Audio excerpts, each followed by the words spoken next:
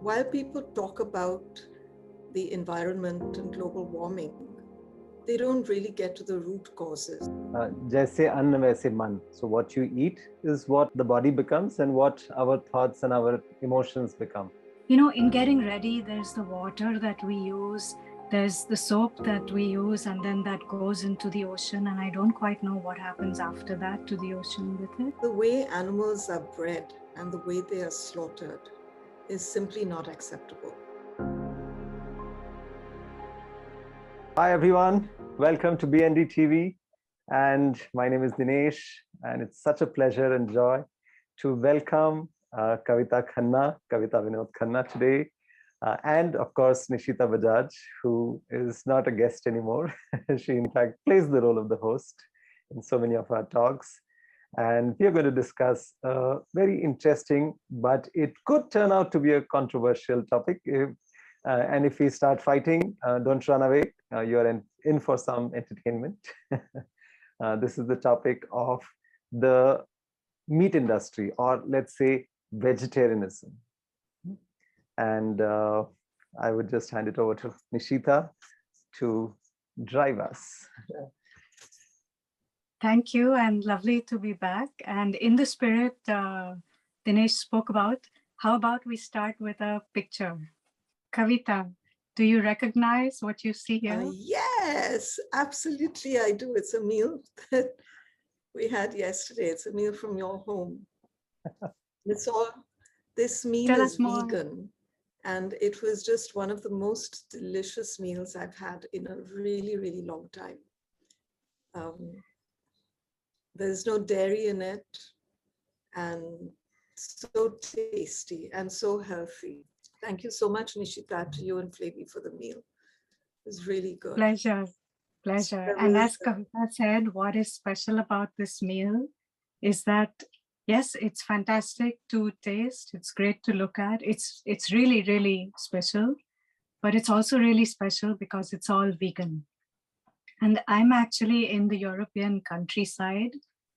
About 7 years ago, in this very little town, I used to struggle to even get vegetarian food. You'd go to a restaurant and you had to really, find a restaurant that would serve vegetarian food apart from potatoes. And today I am back here, and I went to a cafe yesterday and to a fine dining restaurant a few days ago. And even the fine dining restaurant had several vegan options, and I was just so thrilled. So not just vegetarian, vegan. So I almost feel like it's probably time that the world is waking up to being vegan. What do you think, Kavita? Is it time for the world to go Nisheeta, vegan? I think it's long overdue. Honestly, I have no issue with what people were doing maybe 50 or 60 years ago, or even 100 years ago. You reared your own cattle, you looked after them, they had a normal life. And then you yourself were slaughtering to only for as much as you could eat. I do understand that geographies are different and that people have eaten different kinds of food. But what we are doing right now is, in my view, just absolutely not acceptable. And it's worse than slavery, because while people talk about the environment and global warming, they don't really get to the root causes of it and don't look at the larger picture of what's going on. If you look at global warming, the cause of it is the commoditization of the earth. So particularly when there was reconstruction happening after the Second World War, the earth was just measured in terms of the resources it could give you to get back up on your feet again. And not only have we done this with everything around us, the earth, the water, the air, but we've also done it with life, with animal life. And it is just not acceptable what is going on now. The way animals are bred and the way they are slaughtered is simply not acceptable. And I'd like to say a little more about that later. You were saying something, Nisheeta. You speak about commoditization of the earth, and I'd really like to show you, Dinesh, and you, Kavita, a little exercise that I did a few days ago. And to all our viewers, I'd invite you to actually do this exercise with us now. So we're going to show you a little graph. And I was just thinking to myself a few days ago, I've always considered myself a giver. And I said, let me actually sit down and actually make a note of the times I'm taking from the world, from nature.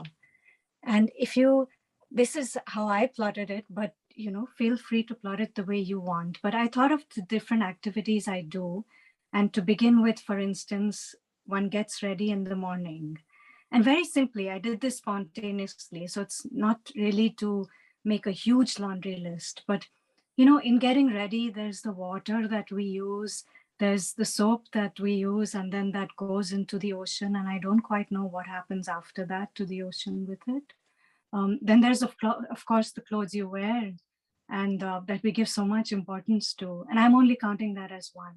So that's 3 things already. And so you see, that's your first bit, the adding up to your taking quotient So early what in the is the morning. x-axis? The vertical axis is the resources used. Yes, the extent to which you're using resources. Okay. Now, when you do sadhana, I'm assuming we're not using anything. So, you hit that, you hit 0. Maybe on a great day, I don't know, Dinesh, when you do great sadhana, maybe you're even erasing impressions and compensating for what you've been taking the rest of the day. Possible. But Nisheeta, even when you're doing sadhana, you're taking in one of the elements, which is the air element. You can't do sadhana without it. I mean, there is no way, nothing sustains unless it's provided by the earth. Yes, true. But, as I continued plotting this, you see where it spikes. So there's a spike when you have breakfast, and then I'm getting my daughter ready, that mirrors my getting ready and all the resources being used. Even when you work, I mean, though the attitude may be one of giving, I was just thinking the paper I'm using, the pencil I'm using, there are trees that have contributed to that. But again, go back to the spikes and look at where it's spiking. It's breakfast, lunch, and dinner, and this really got me thinking. So if you step back for a moment and add up your own taking quotient at the end of the day, right, which is the spikes minus the troughs, it's net positive. And I was wondering to myself, do I want to have a net positive taking quotient at the end of every day? Is that what I've come to this world for? To end up with a net debt? But when you move to the next picture, this is something I just could not, it stared at me in the face. And allow me to interpret that for you. I was thinking all the other things you can still do with a feeling of gratitude. I'm so grateful to be here. I'm so grateful to wear these clothes. I'm so grateful to the people who produce them. I'm so grateful to be doing this work. But what happens again at the meal times? To what extent can you be grateful? Okay, you can be grateful to the farmer that sowed the seeds. Now, what if you start drinking milk and eating cheese and all these things? Can you really, what are you going to tell the cow? I'm grateful that you gave me milk before you gave it to your young one. And I couldn't get myself to say that. So what about after you give your young one? What about it? I don't know. That could be perhaps what Kavita was saying in the early days when people would have their own, or if animals are taken care of, perhaps. Yes. What do you both think? Dinesh? Yeah, the way I see it, in the ashram, for example, we have almost 1,200 cows. So here it's a very clear-cut guideline. The first, the calves, they have their fill. Only after that, then the cows are milked. No? And if we don't milk the cows, it is very uncomfortable for her. With all that milk in the udder, it's quite uncomfortable. In fact, that is why uh, the cow is considered a mother for us. In the Indian tradition, we say Go Mata, because uh, cow will take care of everything. She will make the land that is there that she walks in, that will be purified with the urine as well as the cow dung. The milk will feed and nourish everybody, and it is so beautiful.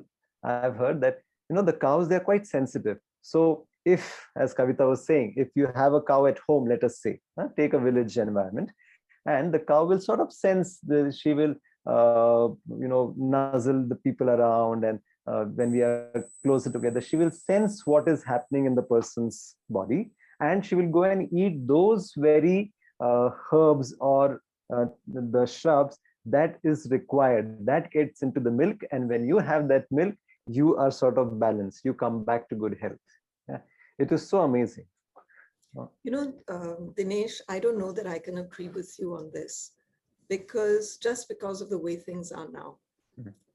Firstly, as a mother who breastfed both her children, in fact, most people don't know, but the Unicef average for breastfeeding, global average, is 4 years. There are human mothers who breastfeed their children for 5 to 6 years.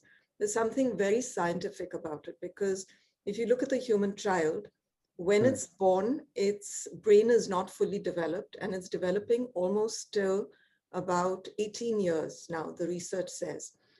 And we also become adult size in 18 years. Whereas with animals, it's not like that. They become adult size in about 8 to 9 months. And what your milk does is it's specifically made to nourish your particular baby. So the human child needs for the brain to be nourished, and there are proteins in in human milk that develop the brain. So I know from my experience that as much as you feed your child, and for as many years as you feed your child, your body will keep making milk. When your child stops demanding it is when the milk stops. Yes. So for a while, because we're all so used to having milk, I love my ghee. I absolutely love it. And A2 cow ghee, which is the only thing we used to have when we were children, it's part of my conditioning and my palate. But I honestly cannot justify it today, wherever those cows may be. The ashram is my home. But are the cows grass-fed? Are they wandering? Are they allowed to roam around? Are they free? And if you did not extract more milk from that cow, would its udders be filled and popping? They would not. The mother will only make as much as the child needs. And I really don't want to question people's religions, tradition. I know that within certain religions, Krishna is just symbolic with the cow and everything that his being a cowherd meant. And I totally respect that. But I'm saying that sometimes extreme times call for extreme measures. And what we are doing right now to animals is simply not acceptable. Okay, I've looked for good quality cow milk. I have not found grass-fed cows anywhere. Probably have to import that A2 milk from Australia, which has a whole lot of environmental impact because it's coming in Tetra packs. And cows are being injected, it's that whole artificial insemination process that I'm told that they actually insert the hand in the rectum of the cow so that they can have the artificial insemination. Are you doing selective, sex selection when it comes to cows? Because what do you do with all the bulls? No one is plowing them. No one's plowing their fields using bulls. Everyone is using tractors now. So there are a whole lot of things that go with it. And to my mind, the time has come to say that, listen, this much and no more. And maybe when we get to compassionate dairy farming, then I can be okay with it. But for now, honestly, I'm not. I just want to elaborate on what happens, to the other part of it. So if you look at animals as they're being bred now, it's completely unnatural. Most of them are bred in a way that the cows that are bred, I'm not talking about India, but I'm talking about globally, because this is a global issue and I know you have a global audience, is that they are being fed crushed chicken and crushed bones. I'll talk about the crushed chicken later. That's what they're being fed. There are cows that have holes put inside their 4 chambers so that, for extraction of milk, they have machines that are extracting the milk. And they take so much pride in the fact that, this is so hygienic because hands have not touched it. The cows get ulcers because of the way those machines are milking them. And I just don't think it's acceptable. And sometimes you have to just draw a line and say, this is where we draw the line. Until we can get it right, till we can get back to being compassionate. I don't think I'm ready to have milk or milk products, which is why I'm vegan.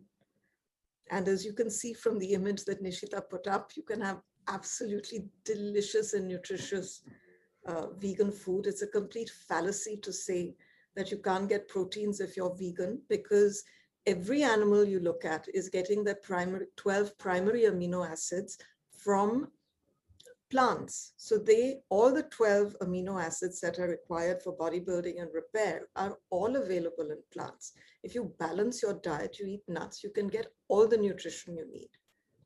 Right. So So there are a what you were few, saying, Kavita, about the milk of a species is good only for that. So the research has shown that cow's milk, the Indian cow's milk, okay, is the closest to human mother's milk. And like I said, after the calf has been fed, it's okay to have the milk. And they are free grazing cows here in the ashram. They are very happy cows. In fact, when we go to the Gaushala, I have to be dragged out of there. It is such a joyful and spiritual, blissful experience being with these cows. And to give you some stats, India, at the time of independence, we were having 120 crore cattle, and only 20 crore was the human population. And now those figures have reversed. Now we are almost 120 crores and more than 120 crore, 127. And the cattle has gone down to 20 crores. So like I was saying, one cow will make the land and water, it will purify the whole place. All the agriculture that is practiced on the ashram campus, it is fully natural. And what we do use for that as fertilizer, we use cow dung and the cow's urine and jaggery, and that goes into the soil, and that really brings up the biodiversity of the soil. And that is the reason why, one avatar of the Lord Krishna was connected so closely with the cow. I hear you, Dinesh, but quite, I think that, things have just gone too far. And True. therefore, and to create an awareness, even in how many people are going to have access to grass-fed Very cow. Very true. That's where you have to find out. So only there are certain pockets in certain places where such treatment is afforded to the cow, where they are part of the family. It's not that they are some animal that is being used or as a commodity. No, they are part of the family. And there are always exceptions to the rule, but saying that it's okay here, in a sense, I would rather say it's not okay to do, because 99.999% of the people are not dairy farming in that way. There are several people who question the whole notion that plants and animals have the same degree of life in them. Absolutely. There's a lot of research that has happened where they show plants can feel all the emotions. When you come home, if you have a dog, how the dog will jump all over you, run all over the house, get so excited. In fact, I've heard Gurudev say that the plants in your house get 20 times more excited, but it's just that they can't show it. You see? And Dr. Jagdish Chandra Bose, he had done a lot of research on this, and worldwide, a lot has happened. where they put two plants and then one person comes and destroys one of the plants, right? I think Kavita was also mentioning Yeah. that the other day. And then there was a group of people who marched by, and when this particular man went by that remaining plant, the probes that were connected with that plant suddenly went haywire, because he recognized that this guy had mutilated and killed the other plant he's walking by. See, so of course plants do feel that, but there are different rules of the plant kingdom and the animal kingdom. You know, fruit, for example, just take an example of a fruit. The plant offers it. If you don't eat it, then it will take so much more longer for the seed to go into the soil and for the species to propagate. So that is the whole life cycle of a plant, how quickly it can get back to the root, get back into the soil, and continue its evolution. But no animal is going to come and say, okay, come kill me. Yeah. So if we are on top of the food chain, it is our duty, our responsibility to conserve the food chain, not eat it up. Yeah. That's quite, that's something to think about indeed. Yeah. But the second common argument that people have is that our constitution is different. Our culture is different. We live in a climate like this. Our ancestors have been doing it since times. I feel other than let's say Antarctica or those places, this argument is more driven by the tongue, or other driving forces than the reality. See, of course, if you are a Eskimo and you are living in in the Antarctic and close to the, let's say, any of the poles, then you don't have anything. There's no plant, there's no vegetation growing there. There you can still understand. But elsewhere, it's just something that we justify and rationalize our actions in the name of culture. Like when I was traveling in the Middle East, one of my participants, he said, oh, you talk about vegetarianism, but in our culture, it is said that you have to eat things which are alive. And I said, yes. Uh, and the logic that he gave was, that's why we don't kill the animal, we just slit its throat and let it die. And we call it, what do you call, halal or kosher meat. Yeah. Now, I said that what the enlightened masters have said is eat things alive, meaning that which is full of prana. If you take a fresh vegetable, it is alive. Yeah. And nowadays, with all the Kirlian photography, and you can actually photograph the subtle body, the aura, you can see that a freshly plucked cabbage or a pineapple, any fruit, it has a nice golden colored aura around it. Yeah, you keep it for a day or two, it shrinks in size. Yeah. And for 4 or 5 days, if it stays out, then it's like a dull gray colored coating around it. Meaning what? Its prana has gone down. It is as good as dead. After some time, then it starts rotting. And so when you eat that, you're not going to feel fresh and vibrant and alive and active and healthy, right?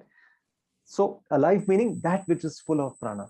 When you cut a plant, then it stays alive. It has that vitality. But when you kill an animal, it is as good as dead. It is tamasic. Yeah, its life force is gone. So when we eat that, then that is the kind of feeling that will come up within us. I hear you, and I know that if I eat even a little bit of spicy food, for instance, the mind immediately feels different.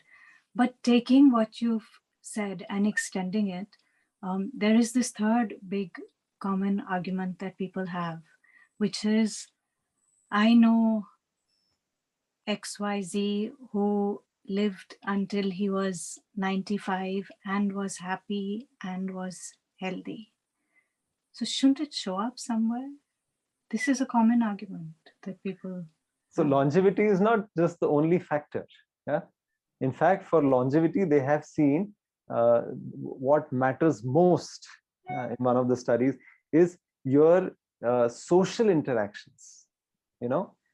In fact, the research on captive animals in zoos and circuses and all over the world, they have found out that animals which are in captivity, their lifestyle, their lifespans can be almost as 1/6 of what their original lifespan is. So an elephant would live in a circus or a zoo for 16 years. Its actual lifespan would be on an average 96 or 100 years. Now, why? Two things. Because they don't have any short-term stress, because they don't have to hunt for their prey or gather whatever they have to do, the plants, they don't have to work. So that little bit of short-term stress is missing. Second, they don't have any interaction with their fellow beings, with their species. And these two factors are said to be the primal causes for longevity. So keeping that aside, now we just don't have to look at the lifespan. We also have to look at the not just the quantity, but the quality of life. What is the emotional quality? I did use the word happy. I mean, there are people who say at least that they're happy, or that they know people who are very happy and have lived well until a certain age. So where is it showing up then? Yeah, Kavita. Sorry, Dinesh. I'd like to interject over here. And I think this is the tragedy of the human race, is we are just obsessed and consumed by our happiness. And no matter at what cost it comes. And I think happiness without compassion and empathy is really not something to strive for. So we were talking about the lifespan of animals and, when they're in captivity, but look at what we have done. We have commoditized animals and actually not just confined them, but we have also genetically modified them so that their lifespan is reduced. So I don't know how many people are aware of what actually happens in the poultry industry. And I'd like to say that this is something that in India is being encouraged. So earlier we had the Green Revolution, where plants were genetically modified so that they would withstand all kinds of famine and conditions like that, drought and other such conditions. Then we had the White Revolution, which had to do with milk productivity. And now, aping the West, we are going for the Pink Revolution and the Blue Revolution. So what does the Pink Revolution do? The Pink Revolution right now, on average, Indians consume 6 grams per day of meat, including poultry and what is known as red meat. And we're aiming to increase that to 50 grams a day in the next decade. So what do you want to do? You want to increase the demand for people who are eating non-vegetarian food. So much so that India has surpassed Brazil and Australia to become the largest bovine meat exporting country in the world. And the fact that it's buffalo justifies it, as long as it's not the holy cow.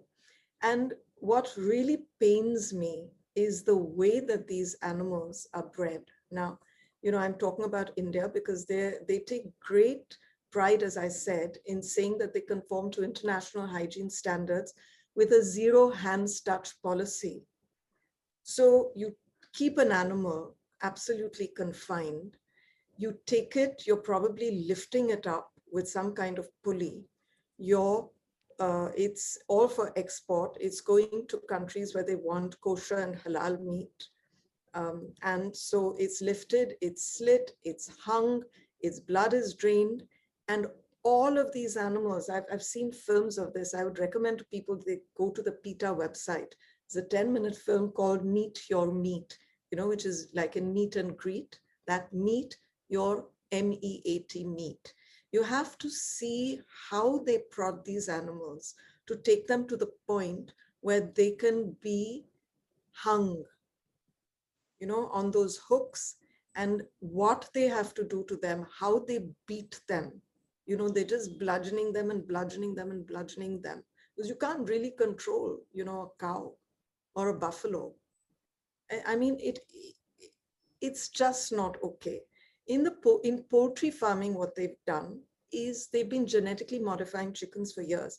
I first got exposed to this in my husband's constituency in Gurdaspur, where someone said to me that, oh, you know, now to increase productivity in our broiler business, and so they're the broilers and the layers. The layers are the ones that lay eggs, and the broilers are the ones that are slaughtered.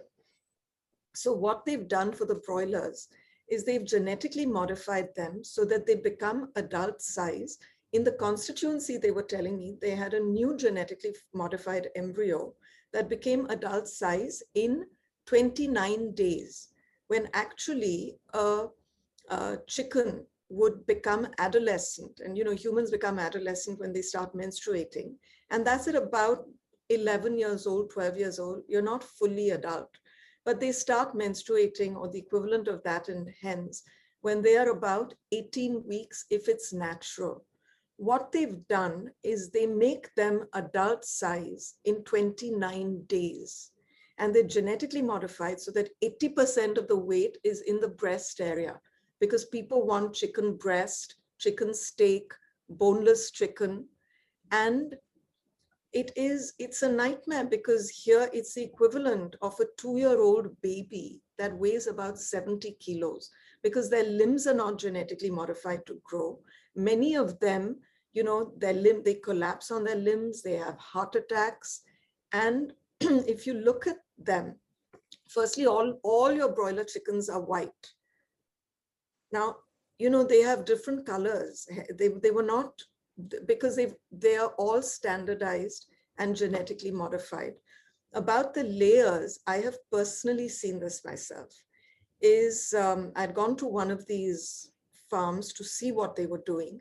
And as soon as the egg hatches, they take that little chick, which has just come out of the egg, it's just born, and they separate their legs and they see whether it's a male or a female. The females are dumped in one basket, the males are dumped in another basket, and they are immediately killed and crushed. You know, they have these rotator blades and machines where literally it's like a conveyor belt. They drop them onto that and they get crushed alive.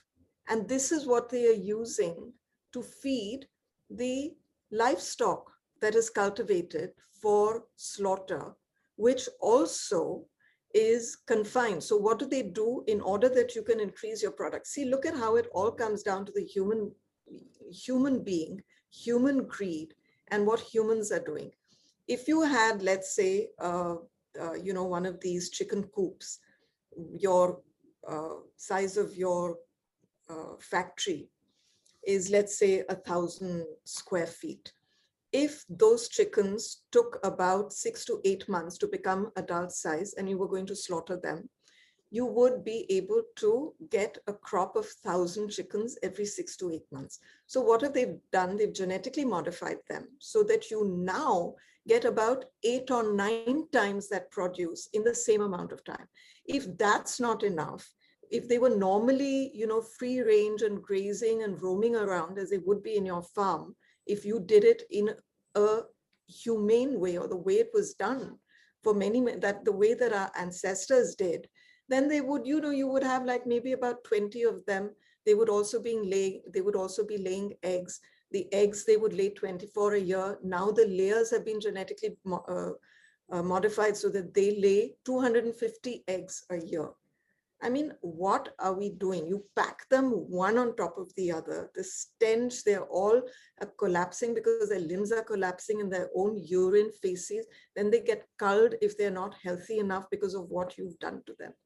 I mean, when we talk about lifespan of those very few people who probably were obviously born 90 years ago when things were much healthier, I don't think the same argument applies today.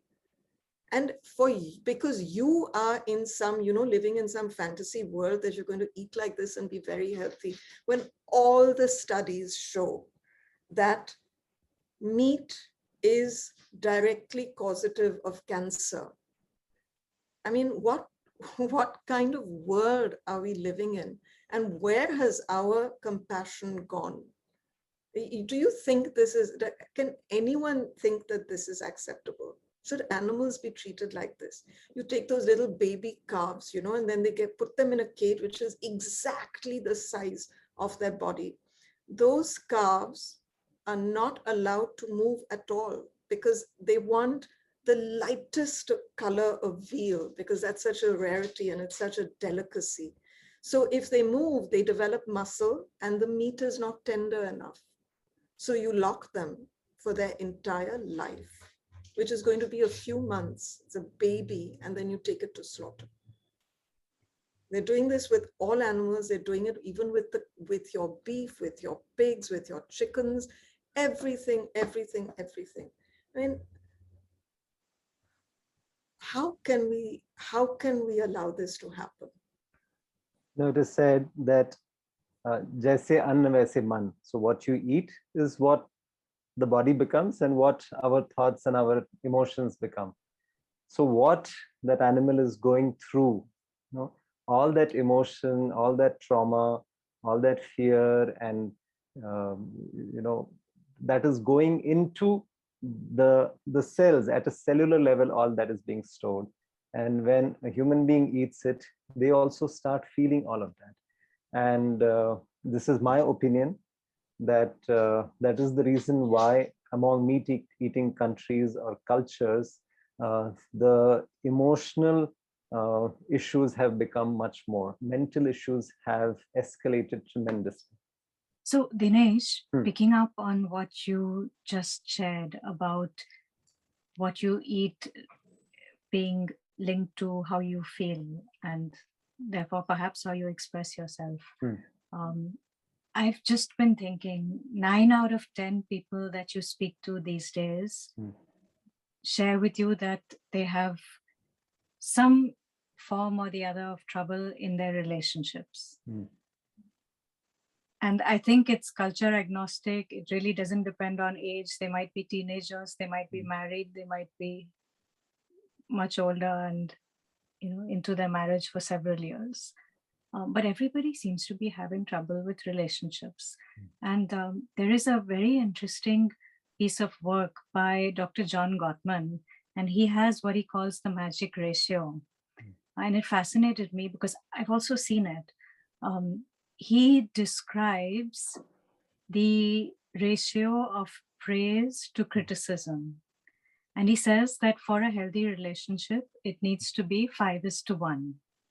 Okay. The minute that ratio starts changing, and he apparently can predict to a very, very high degree which relationships will succeed. And the minute that starts changing, the quality of your relationship changes.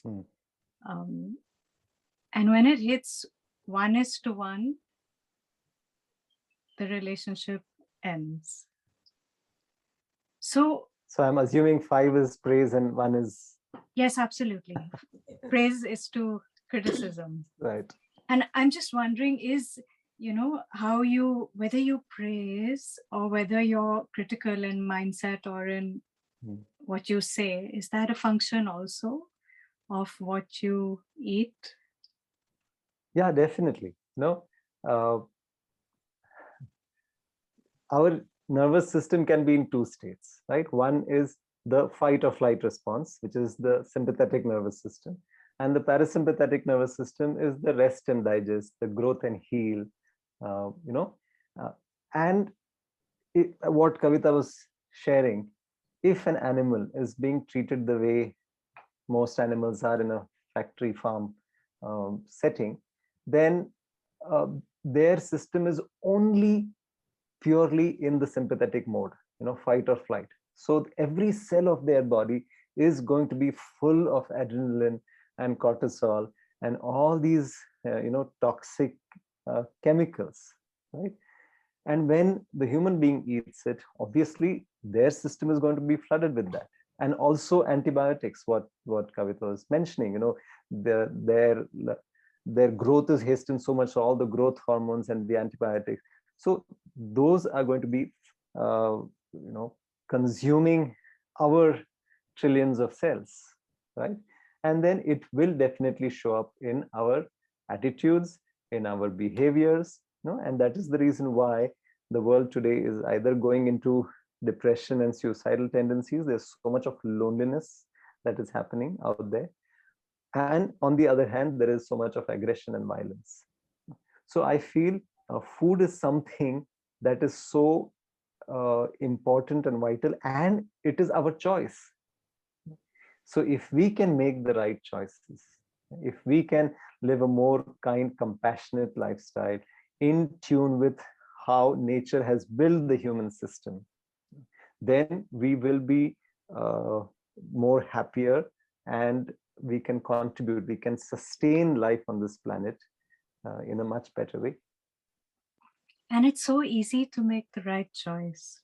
The other little exercise I did over the last 2 days is I sent a message out to all my close friends who've eaten at our place, and that implies eaten vegan food. And I asked them to rate on a scale of 1 to 10 what the meals have been like. What are your guesses as to what the average score was? Mine was 10, so Mine I'm was sure 10. it would be Mine was So what removed. do you think the average was? Yeah, I would say 9 to 10. I think You're 10, wrong. Nisheeta. Kavita, what do you think? 10. You're wrong as well. It was 18. Really? Somebody just, you know, Oh, I did not missed stay it. I was going contained to with say my 20. scale of 1 to 10. And that's how easy it is to, I can't take credit for it. Flavy, if you're watching, all credit goes to you. And everybody is not a Flavy. Everybody cannot cook that well. But it's just, it is easy these days. There are books, there are recipes online, and it just, You know, you can Nisheeta, eat happily. for lunch, I've just had a vegan enchilada, and it was the most delicious thing. I mean, it was so yummy. I could never imagine that I could have a vegan enchilada with, a vegan enchilada with the flavor of the cheese and everything. But there is someone in Bombay who delivers a vegan kitchen, a vegan tiffin. So for the last week or so, all our staff tested positive for COVID. So, I took some help and I was getting a vegan dabba for myself. I've been having a Kerala thali. I've had khawswe, I've had enchiladas, I've had Goan food, I've had, pizzas, I've had, there is so much that you can do with vegan food, and it's very healthy. And this tiffin that I've been having is not, it doesn't even have oil in it. Like, the other day I had malai matar, and it was better than what I've tasted otherwise, because there was a certain lightness to it. You get authentic flavors. Methi matar, it was methi malai matar, and it was all vegan. Actually, it's so true. If you eat light and fresh, you'll feel light and fresh. Yeah, and if you look at the film The Game Changers, that was produced by Arnold Schwarzenegger, Jackie Chan, James Cameron, and Djokovic. Okay, these are all stars. I mean, Mr. Universe, Arnold Schwarzenegger, and God knows how many times winner Wimbledon, Djokovic, and Jackie Chan, and James Cameron. It's an incredible movie, because what they actually show is that how some of the world's most accomplished athletes are vegan, and how not only are they vegan, but athletes who were not vegan, how they have enhanced their performances by being vegan. And I strongly recommend this film to everyone, because I know that some of what I've said people find very difficult to listen to, but I feel if animals are enduring it, then we must listen to it, even if we're not party to that slaughter, because we have to make sure that it doesn't happen. The animals don't have anyone to speak for them other than us. Right. And so we have to do it. And I'm sorry if I'm, if it's all a bit too graphic, but I'm only saying it. They're Right. living it. So I think we need to have one more category. Yeah. We have vegetarian, we have vegan, and we have to say vegan and vocal about it. Yeah, because very few people, I mean, many people are vegetarian, but they may not talk openly about it for whatever reasons. Yeah, I would like people to make their own choices. I would like to give them their space, not invade in their decision making, whatever. But I think, like you said, we have to voice it out for the animals, for the planet. If we have to sustain life on the planet, this is so important.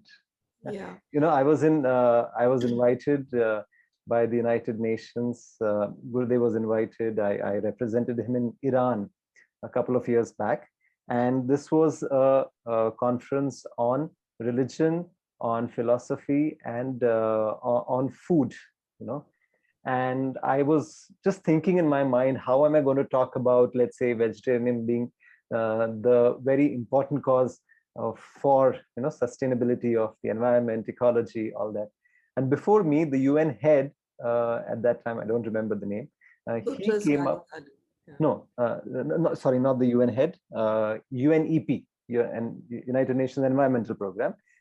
His head, he said that non-veg industry, a non-veg meal is so much more energy intensive.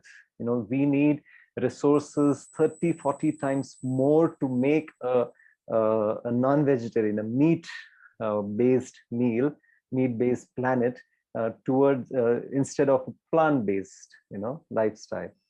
And I said, yeah, that is very well said. Of course, he had all the graphs and charts and things too, so that made my job easier when it was my turn to address. So it is energy intensive, and today, where 800 million people are suffering through malnutrition and hunger, I think it is not just a personal choice, but it is something that we need to do for our planet and for our coming generations. Yeah. So, I was talking about the film, The Game Changers. So it tells the story of James Wilkes, who was an elite special forces trainer and the ultimate fighter, which is a competition and very prestigious. He's the winner of that. And he had an injury, and he talks about how he healed himself by being vegan and got back even more strength than he had before. And what he does in the film is he travels to uncover the optimal diet for human performance, and he advocates that people be vegan. So this whole argument about, that you need animal proteins and all has been completely busted. But Dinesh, you were talking about, this environment and meat eating. So it's said that if this factory farming of animals, where they herd them, as I said, in these small enclosures and everything, even the geese that have, because for people who eat foie gras, and the thing is that they all these delicacies, I don't know what kind of people have invented them, because for foie gras they take a pipe and they shove it down the throat of the geese or the ducks, and they keep force feeding them, so that their livers become fatty. So it's like, if you were eating, let's say, 50 1 kilo chocolate cakes a day, what would happen to your liver? Many of their stomachs even burst because of the way they're force feeding them. They don't have a choice because they just shove the pipe down straight into the stomach. And that fatty liver becomes foie gras, which is a delicacy, which I'm happy to say a few countries in Europe are now banning. But so, this kind of factory farming where all kinds of cruelty and torture, it's not cruelty, it's torture and it's slavery, is happening. If this were to stop, then it would release the size, the amount of land it would release for agriculture would be the size of North America and South America. That's the amount of resources that are going into, and it's just not resource efficient, because you have to, the statistics are there. I mean, I can't rattle off all the statistics because I speak from my heart when I talk about these issues. But there are certain films that, Dinesh, you can maybe share on your website if you're willing to do that, which people should see and learn for themselves. Like I watched a recent documentary on Netflix. It's called Seaspiracy. And apparently 90% of the world's large fish have been wiped out because of commercial trawlers that are going and doing the fishing. And what they show in that film and how it's done is just unacceptable. So I was horrified to hear that the long lines that boats set, when they go there and they put their nets and they set something which is called long lines, every single day, they are setting up enough long lines to wrap the earth 500 times. If you look at the 70% of the macroplastic in the sea, so everyone must have heard about that plastic island that's floating in the Pacific. Yes. 70% of that comes from plastic fishing gear, and it doesn't get micronized. Okay? Those don't become microplastics. And it just broke my heart to know that when these trawlers go, what they do is they just scoop everything up. Most of it they don't want, and they throw it back into the sea, but those animals are dead by the time they throw them back into the sea. And in so doing, they are killing 50,000 dolphins a year. And you will not believe this figure. It is 30,000 sharks are being killed every hour because of this commercial trawling that's happening. And the figure for dolphins, whales, and porpoises, which are very friendly to human beings, and they have their own communication. And they say that they've been around on the planet for long enough that all their 5 senses are at least as developed as ours, if not more developed than ours. Because if you look at the way that they swim, completely synchronous, one little shift of one fin and all of them know what they're doing. And 300,000 of them are killed every year. And in India, we're promoting the blue revolution, like we're promoting the pink revolution, now we're promoting the blue revolution. And we want to take fish production, we want to double it in the next 3 years. And even, the people who say that, well, they breed fish. So you know how fish are bred? It's like they make cages in water, either in the coastal areas, because those are the most fertile for fish. And they pack them in. So I saw what they do to salmon. It's a cage that must be, it's a very small cage. They pack them all in. They can't move. So salmon are the ones who actually go across the entire Pacific Ocean to go back to the river to lay their eggs in exactly the same river where they were born. And when I was in school, I happened to do my +2 in Canada. There, I was actually doing salmon patrolling. And even at that time, we were protecting the salmon from people who were coming and poaching. And we could see how they would, they would climb up the river because the rivers flowed downhill and they were climbing uphill. And these salmon, because people want to have their sushi and, everything is salmon, salmon, salmon, salmon. And they put them in these cages. These fish that would transmigrate the entire ocean are kept in, they're just swirling around in these cages. Many of them have lice infections, and you can see how part of their body is being eaten by the lice. So part of their body is eaten and they're there. And then in order to sell the meat, what they have to do is they have a color scale. And they color the meat so that if you want very pink salmon, that's the color you get. Because if you didn't color that, and I think they do it by putting the color in their food, then that salmon would look diseased and gray. And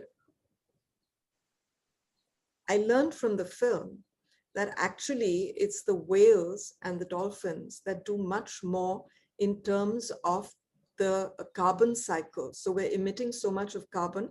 What they actually do is with their movement, that downward vertical movement into the oceans, they are getting the oceans to trap carbon dioxide. Now, we always knew that the oceans do trap carbon dioxide and help to prevent global warming, but a large part of it has to do with the movement of these big fish.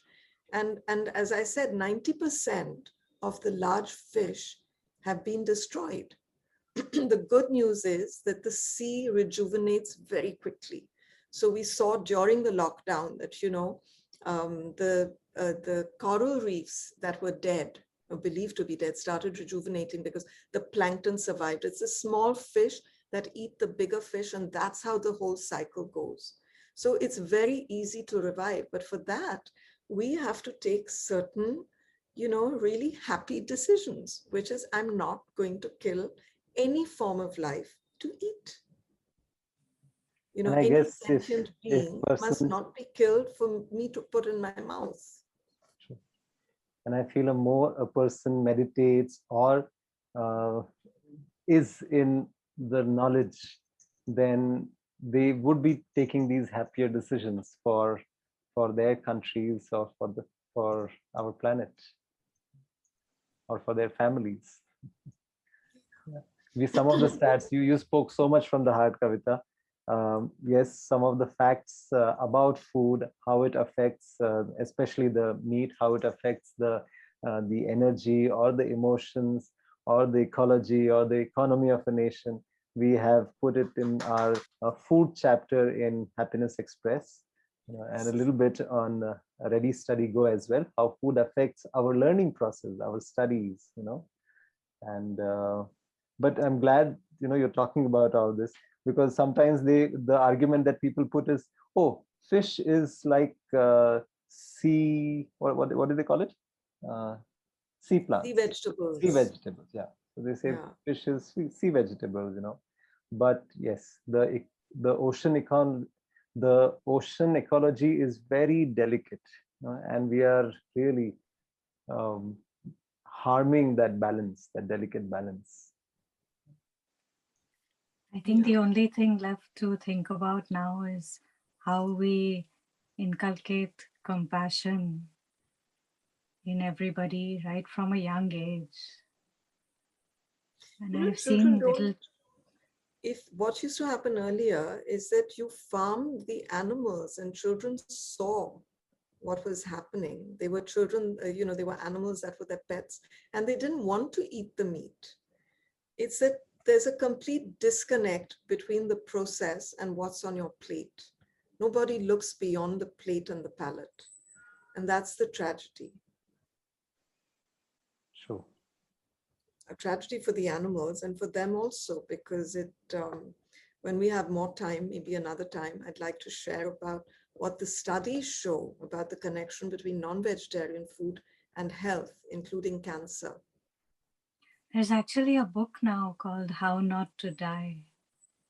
And many doctors are recommending it. Yeah. And it's really about... Dinesh, who was, who's considered the guru for reversing heart disease through diet, recommends veganism. And there's lots of studies. I mean, actually peer-reviewed, published scientific journal studies. And Kavita, going back to what you're saying about what children observe, I think we can all also do more. I mean, if adults talk to children, there are such beautiful videos nowadays. I know I was told about that story of Punya Koti, the cow. And you just look at animals differently when you see little videos like that. I think every child should see videos like that. Right, very true. In our popular culture, in our so-called entertainment, if we can bring in these values, that would be fantastic. Great. So I have one nice closing picture for everybody. The second photograph. Okay. Oh wow! I spoke about the fine dining restaurant I'd been to last week. This is some asparagus sorbet. Wow. And some root vegetables and some beans that I can't pronounce the name of. And it is really one of the best dishes I have ever had. So I'm going back there on Saturday and I'm going to find out how they made it. They have an asparagus souffle that's vegan, Nisheeta? It's a sorbet. Oh, it's a sorbet. Exactly. My God. So it's cold, icy asparagus sorbet. Wow. Wow. And a hint of chili. Last time we did, where did we have dinner for Baba's 50th? This time we have to go to this restaurant. next birthday celebration is going to be here. Yes. Yes, Dinesh? Yes, and now, because of discussions like these, conversations like this, the awareness is also increasing, that people, we have much more options now. Yeah. So Nisheeta and Dinesh, I want to thank you for giving me an opportunity to be on your YouTube channel, which is in the top 1% globally. I'm so honored to be with you and to be with such dear and such good friends. It Thank was you so lovely much. to have you, Kavita, and to hear you speak so much from the heart, so much of passion and intensity and integrity. And like I said, this is what we need, being vegan and vocal about it, spreading that awareness so that we create a sustainable and a beautiful planet. Yeah. Thank you so much, Nisheeta. Thank you. And Thank I would only add that more and more people should hear you, Kavita, and what you have shared with all of us today. Thank you. Yes. Thank you. Jai Gurudev. Okay. Jai Gurudev.